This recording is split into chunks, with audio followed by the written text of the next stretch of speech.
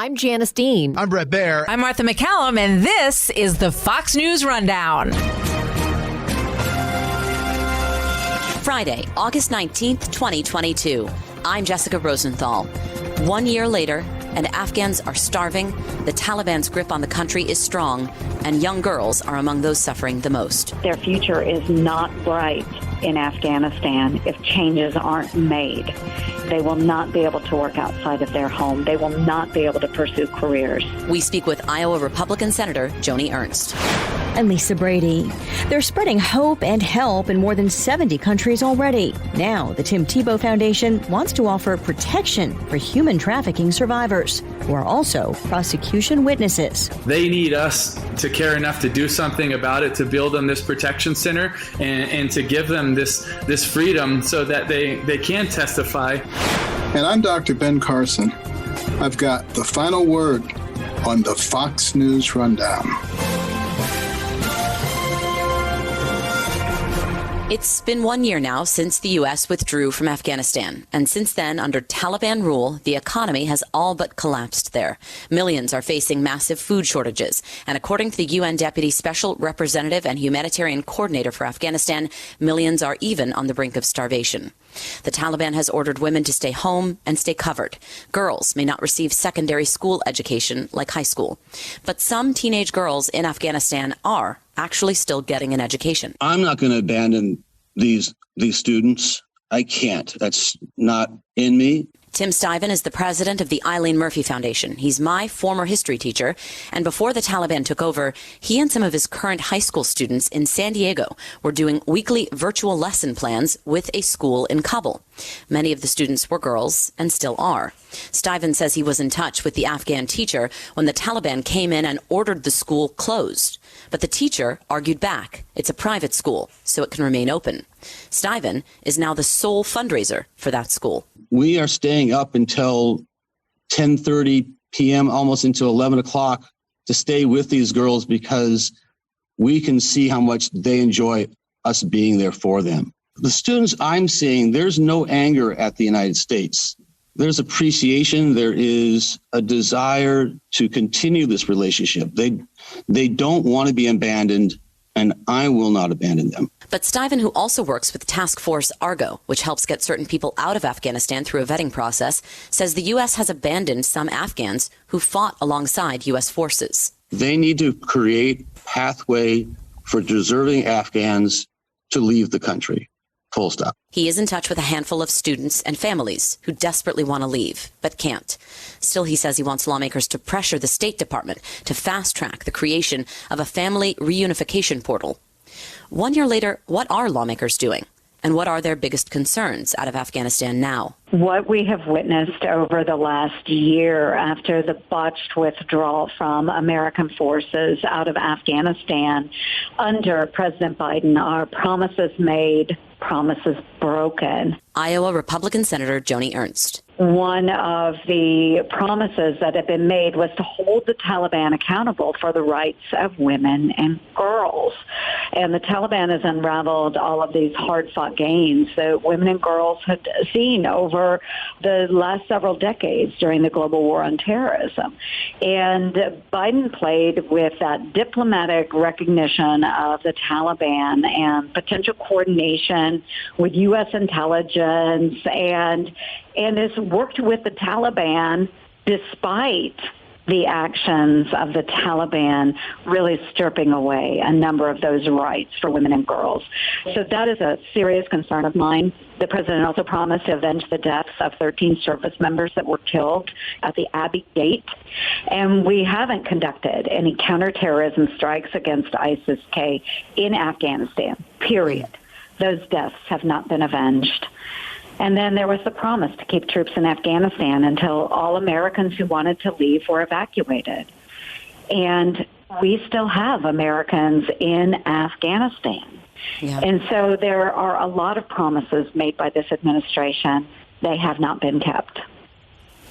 I don't know if you saw, but our correspondent Trey Yingst has been in Afghanistan. He has footage from this month of babies in medical care hospital units, and they are on the brink of death from malnutrition. It is almost impossible to watch these babies and toddlers lying there listless. Did our leaving do this? And what do we do now as millions face hunger there? Our leaving really did destabilize Afghanistan. And we know with the Taliban in control, they do control all of the supplies, the food, the medical supplies throughout Afghanistan. And because they are not living up to their obligations, there are many nations that are not providing humanitarian support. Or if they are providing humanitarian support, the Taliban is taking that and dictating where it will go. Right. So, yes, the withdrawal did enable the Taliban to control the country. It did destabilize it. And we know that there are other terrorist organizations that are still in Afghanistan, and they are still reconstituting. The Taliban has said that our killing of Ayman al-Zawahiri earlier this month was unacceptable and a violation of the Doha Agreement, as you know. Obviously, we felt Zawahiri's very presence in Afghanistan was the violation. A couple of things on that front. Does killing al-Zawahiri mean our so-called over-the-horizon capabilities that we were told we had by President Biden do exist and do work? We know that over the horizon can work, and this was a clear demonstration of that. And we heard from President Biden that al-Qaeda was no longer in Afghanistan when our troops pulled out. We know for a fact that wasn't true because of al-Zawahiri's killing. But that also shows us that the Taliban was coordinating with al-Qaeda. Because this leader was not hiding in a cave in remote Afghanistan. He was downtown Kabul drinking coffee on his veranda, in broad daylight. And so I would say the Taliban is actually the group that is they are going against the Doha Agreement. So I think there is obviously some disagreement there. Over the horizon can work if we choose to employ it. And I don't even know if this is public knowledge. I haven't really been able to nail this down, so I'll ask you, where are we able to stage from if we're doing these over-the-horizon strikes? Is it Uzbekistan, Tajikistan? I'm still a little bit lost where we are. Is that public knowledge? Well, we are staging in other countries, and what I could say probably publicly is that the flight hours do take a considerable amount of time. And so there is a very small window when you have a window of opportunity to strike a target, a very small window of time when you can actually conduct that strike and then have that apparatus return back to its staging location. So there are great distances that are being covered by these drones, by the unmanned aerial vehicles, and it's not as efficient as we would like it, most certainly. We can do better, but I can tell you that having this type of over-the-horizon capability, while we know it works, and it will work if you choose to conduct it, it's still not as efficient or as reliable without having human intelligence on the ground or American forces that can help guide some of those strikes. Yeah, of course.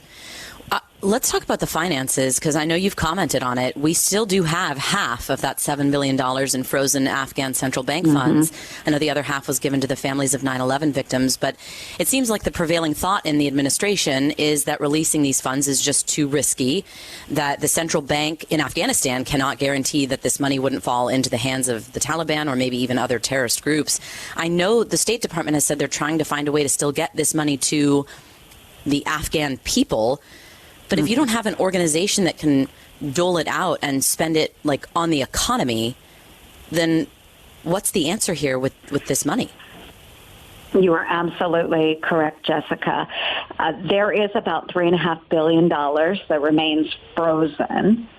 And trying to figure out a way to provide those dollars back into Afghanistan without enriching the Taliban and having the Taliban direct where that money will go is very difficult. And when we don't have that coordination in Afghanistan, where we don't have eyes on what those funds would be used to purchase, what area that will go into, it's really hard. I do know that there has been some pushback as well in the president releasing the rest of the money to the families of 9/11 victims. There has been some pushback, whether they believe that money should come to them or not. There's disagreement there. Many of the families don't feel that they should be taking money from the people of Afghanistan to go into their own accounts. So it's a mess. The president, again, has, toyed with different ideas and is getting a lot of pushback. So we need to find a way to assist the people of Afghanistan, make sure that they are getting the humanitarian relief they need without going through the Taliban. Is that even possible? You need like a third party, right? I mean, what kind of third party would the Taliban allow to operate? That is the question of the day, and whether it is going through non-governmental organizations or through organizations like the United Nations and the World Food Bank, programs like that can play an important role as long as they are able to do their operations without interference from the Taliban. Senator, I told you about the work my former history teacher, Tim Tebow, is doing.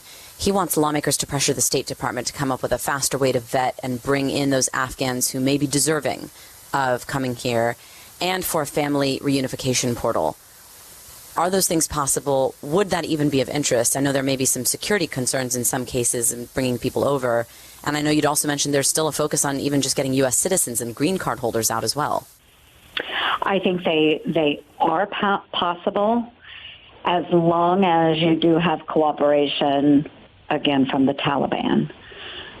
So if there are still those that worked for American forces that are residing within Afghanistan, trying to get them out of Afghanistan could be a problem if the Taliban is not in agreement.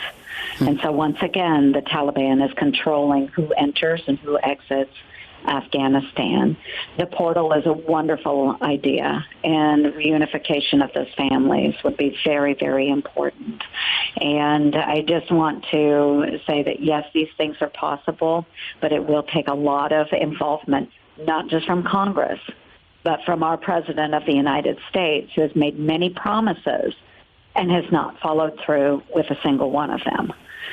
So I just give incredible kudos to your former teacher and the fact that he cares enough to really support these girls in Afghanistan and to assist them with their learning, so maybe they can go on to higher education.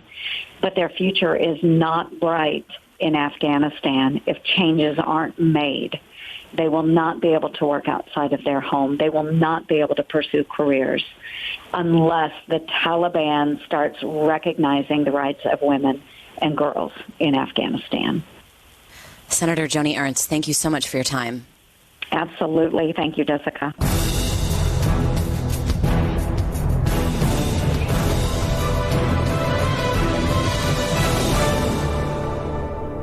This is Dr. Ben Carson with your Fox News commentary coming up. What was once a discreet effort to help human trafficking victims has become a core mission of the Tim Tebow Foundation. A few years ago, we deepened our fight in this terrible evil in the world of human trafficking and child exploitation. The former NFL quarterback's nonprofit group has, in partnership with other ministries, helped to rescue thousands in the U.S. and around the world. But now they're making a more specific appeal to help a certain group of trafficking survivors who need protection.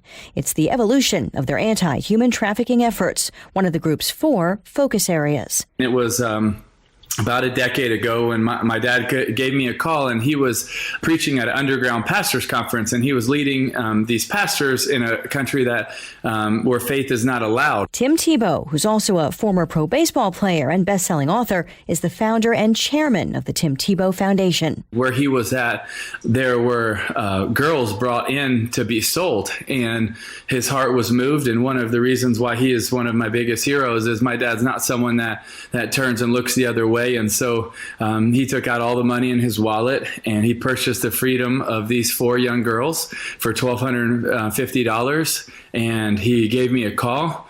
And when he told me, I knew my eyes were opened and my heart was pricked to do something. And not long after, I had the chance to go to that location, and my heart was grieved even more. And I just knew this was an area that we were called to. I've just been constantly wrecked by the more that we've been diving in, and the more that we've been trying to help and build safe homes and be partnered with teams of rescues and education and restoration, the more that that we're impacted, and the more that we want to do, and the more that we're called to do.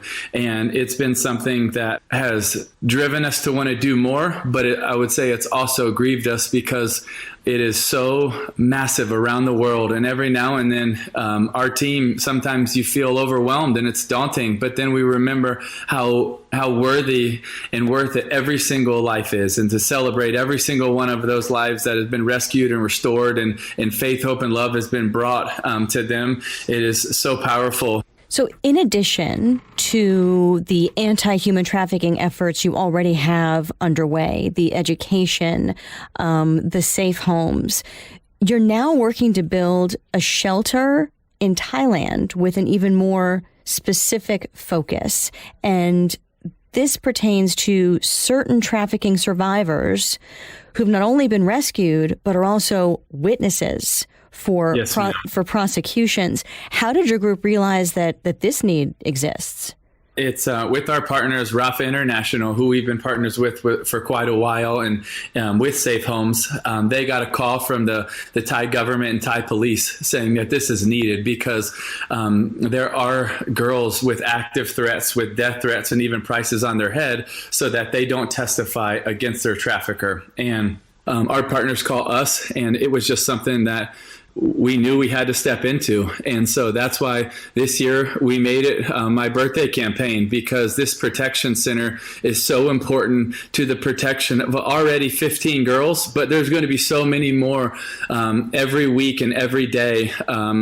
So it is a place where for so many of these girls who have already gone through some of the darkest forms of evil and they've been rescued out of it, but they still are in so much fear and tribulation because there are people that are still after them. And that's why this protection center is so important. So it can give them a home, a place of refuge, a place of safety, a place to ultimately find peace and find hope and restoration. And, you know, I shared with you the stories. It would also break your heart of 3-year-olds to 17-year-olds and all the ages in between who have gone through some of the darkest forms of evil. And they need us to care enough to do something about it, to build them this protection center and to give them this freedom so that they can testify, and they also can find hope and peace in the midst of that.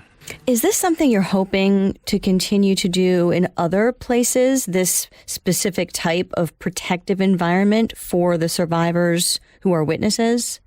For us, it's to do whatever we can to meet the need. You know, really, our mission statement is to bring faith, hope, and love to those needing a brighter day in their darkest hour of need. And to really sum that up, it's a fight for people that can't fight for themselves, and it is to fight for the most vulnerable. And however we can do that, however we can serve. We didn't know that we would be getting into, a protection center, but their lives are worth it. They're worth us adjusting. They're worth us learning. They're worth us adapting to do whatever we can to be able to give them that security and that freedom and that hope.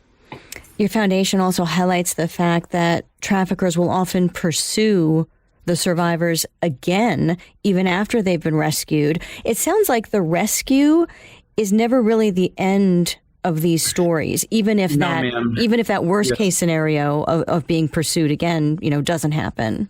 That is absolutely correct. And that's one of our really big focuses is the education is so important, and the rescue is so important to be able to bring them the freedom. It really is. It is such a piece, but it's not the end. It's really near the beginning, because then there has to be love, and there has to be support, and there has to be shelter, and there has to be care, and there has to be covering, and all of those things. And so that's a really huge part of our heart is not, okay, you're in a place, and we leave. No, it's to be able to put around you whatever you need to be able to truly find that help, that hope, and that healing. What are we, just for anyone who may not know, what are the other focuses, the main focuses of your foundation? And if people donate to timtebow.org, what happens to their money? Can they pick a specific focus?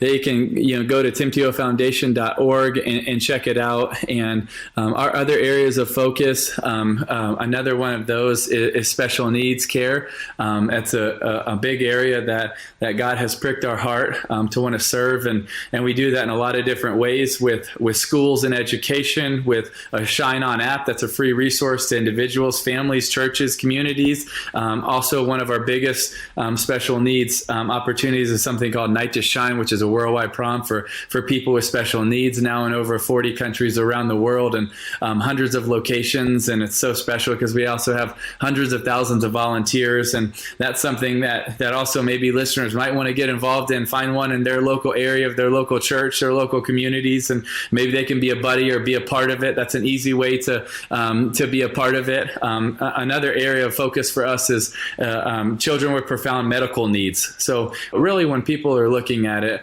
an easy way to sum it up is if people are vulnerable, if people are hurting, if people have been put down, if people are less than, then those are our people, and we want to serve them. We want to love them. We want to help them. We want to do whatever we can to be able to meet their needs. And all of us can make a difference. And, I don't know where that is for every one of the listeners, but I know all of us, we can step up and step into the fight and make a difference somewhere doing something, because we all have some part that we can play. Well, a belated happy 35th birthday to you, because you've accomplished so much already in 35 years.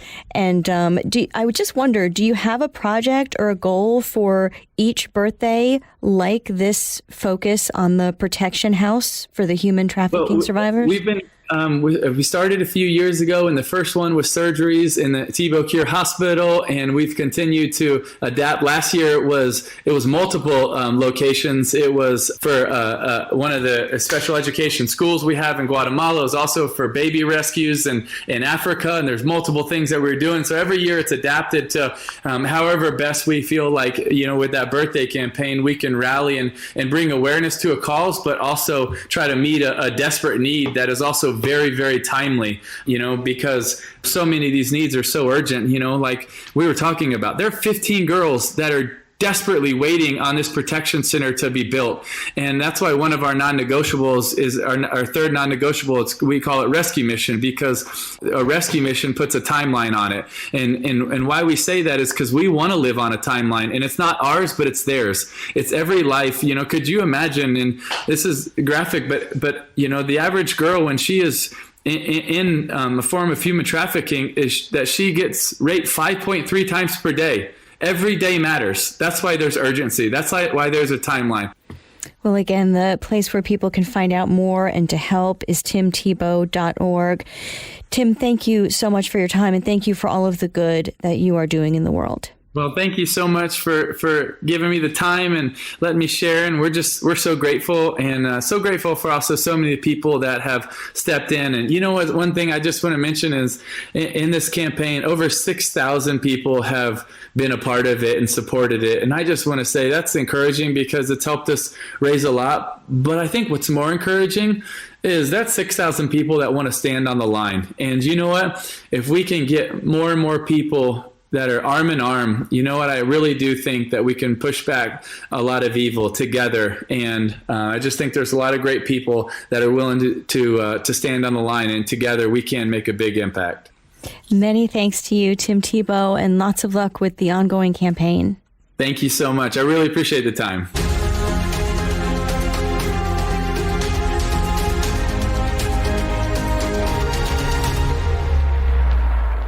Fox News Radio on demand on the Fox News app. Download the app and just click listen. When you swipe left, you can listen to your favorite Fox News talk shows live. Swipe right for the latest Fox News Radio newscasts on demand. Fox News Radio on the Fox News app. Download it today.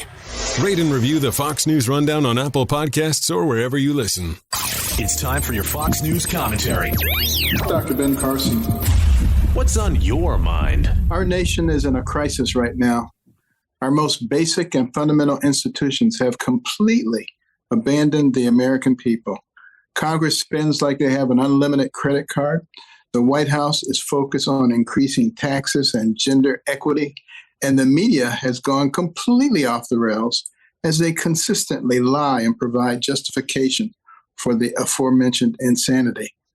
However, I don't think most Americans thought we would find ourselves losing so much faith and respect for our federal law enforcement agencies and the Department of Justice. But what choice are we left with? Earlier this year, the Department of Justice attacked parents as domestic terrorists for something as basic as wanting to be involved in their kids' education. The FBI propped up a 2-year-long hoax investigation on President Trump over suspected interference by Russia in the 2020 election that was rooted in lies and deception. And just last week, while violent crime steadily increases in all corners of America, we learned that the preeminent law enforcement agency of the United States raided a former president's home to apparently regain classified documents. This president campaigned on healing the nation and restoring our unity. Does anyone honestly believe that is possible right now? The Biden administration just weaponized the Justice Department against his likely future political opponent. Not only is Joe Biden not healing the country, he's tearing it apart from the seams and discrediting the institutions upon which this nation was built. This is scary. There's no other way to put it. Never in my lifetime did I think we would see our institutions use their power and influence to persecute or intimidate Americans with differing political opinions. If they can do it to the former president, who has the means, the ability, and the platform to fight back, how are the rest of the populace going to fare? I do believe that a majority of this country sees what's coming out of Washington and from the liberal media as wrongdoing. I just hope we're not too late. That is why when I saw the news break about the raid on the president's Mar-a-Lago home, I called on the American people to pray for this nation. We must return to one nation under God, not a nation under the totalitarian state. This is Dr. Ben Carson, Chairman and founder of the American Cornerstone Institute and host of the podcast Common Sense. You've been listening to the Fox News Rundown. Stay up to date by subscribing to this podcast at foxnewspodcasts.com. And for up-to-the-minute news, go to foxnews.com. New from the Fox News Podcasts Network. My name is Kennedy, and welcome to my podcast, which will, I humbly say, single-handedly save the world. You're welcome. It's Kennedy Saves the World. Subscribe and listen now by going to foxnewspodcasts.com. Love Fox News? Click the subscribe button to get more of the news and opinion you trust. And click the Fox News Rundown playlist for the latest episodes.